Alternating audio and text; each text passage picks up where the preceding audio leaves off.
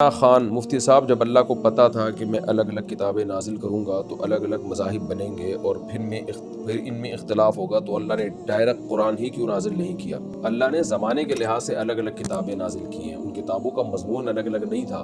تورات، انجیل، زبور، قرآن سب کے بیسک مضمون ایک ہی ہیں۔ ان کا مضمون یہی ہے کہ توحید ہے، اللہ ایک ہے، اللہ کا کوئی بیٹا نہیں ہے اور وہ عبادت کے لائق ہے، اور تمام پیغمبروں پر ایمان لانا ضروری ہے، اور موت کے بعد زندگی ہے، پھر جنت ہے یا جہنم ہے۔ یہ بیسک مضامین تمام آسمانی کتابوں کے سیم۔ زنا حرام ہے اور شراب حرام ہے، یہ سارے مضامین، والدین کے حقوق، رشتہ داری جوڑنے کی فضیلت، یہ بیسک مضامین ہیں، یہ سب کتابوں کے ایک ہی ہیں۔ باقی کچھ احکام میں فرق تھا، وہ زمانے کے لحاظ سے فرق تھا کہ اس امت کے الگ احکام تھے، پچھلی امتوں کے کچھ الگ احکام تھے، تو وہ تو زمانے کے لحاظ سے، زمانے کی رعایت میں اللہ نے احکام میں فرق۔ تو یہ جو اختلاف اور اتنے بن گئے ہیں، یہ اس لیے نہیں کہ آسمانی کتابیں نازل ہوئی ہیں زیادہ، بلکہ ان کتابوں میں انہوں نے تحریفات کی ہیں اور ہٹ دھرمی کی ہے، ضد کی ہے انہوں نے، اور ان کتابوں کے مضامین سے بھی ہٹ گئے ہیں۔ دیکھیں، قرآن تو اللہ نے ایک ہی نازل کیا نا، لیکن اس میں بھی کتنے فرقے لوگوں نے بنا لیے۔ تو اس لیے تھوڑی کہ قرآن کے مضامین غلط ہیں، بلکہ یہ کہ ہر آدمی اپنی خواہشات کو سامنے رکھ کر اس کی تفسیر کر رہا ہوتا ہے، قرآن کی آیتوں کا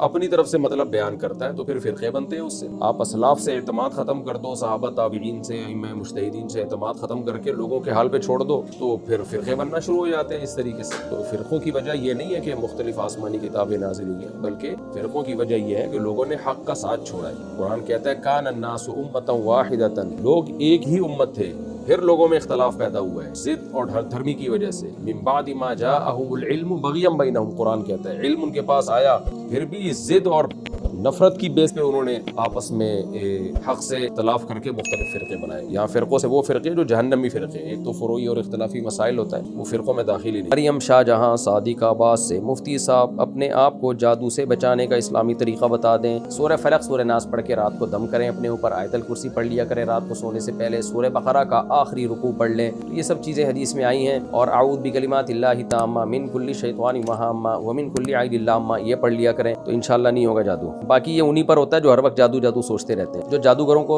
اور روحانی عاملوں کو صبح و شام برا بلا کہتے ہیں، ان پہ جن چڑیل بھوت کبھی بھی نہیں آتے، ذہن میں رکھیں۔ جن چڑیل بھوت اسی پہ آئیں گے جو عاملوں کی عقیدت دل میں رکھے۔